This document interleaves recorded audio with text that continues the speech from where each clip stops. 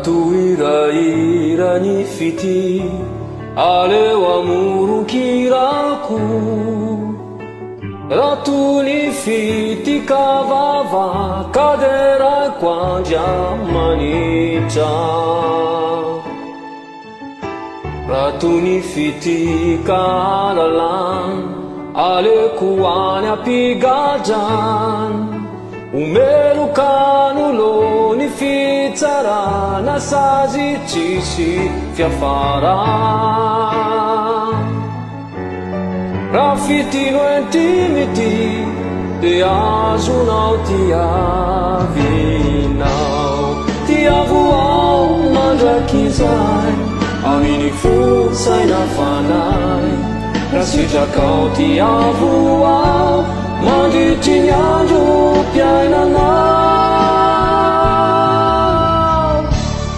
tiavoao atrany ankoatra ny fotsika iaraky votra zay erindrindra azo atao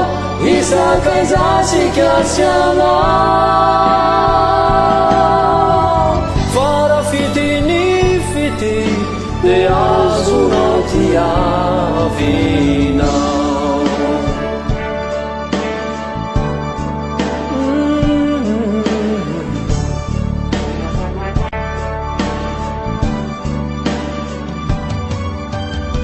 Ratonina matiana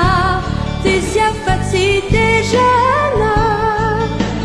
saciquizi tuvi amina ituvi amikyanikyu tunifiti katuniat ieza kamba ubesanj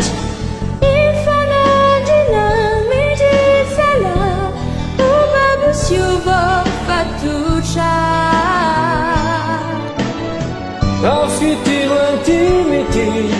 de azonao tiavinao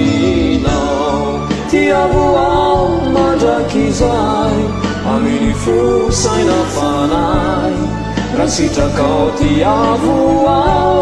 mandritry ny andro piainanao tiavoao atrany ankoatra ny fotsika iaraky votra zay erindrindra azo atao isakaizasika sy anao fara fitiny fitiny de azonao tiavinao